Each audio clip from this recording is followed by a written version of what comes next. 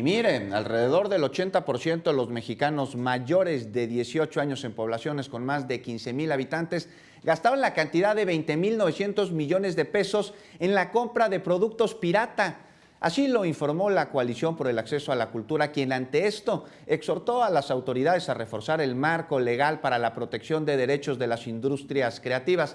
Este 80% de mexicanos que gastaron más de 20 millones de pesos en piratería equivale, mire, a una población de casi 42 millones de personas que adquirieron películas, programas de computación, fotografías, pinturas, esculturas y libros, tanto físicos como digitales, piratas. De los consumidores de piratería física se estimó que 1.8 millones desconocía que era un producto pirata el que acaba de comprar. Y respecto a la piratería digital, se estimó que 2.7 millones de mexicanos compraron productos de este tipo sin saber que lo eran.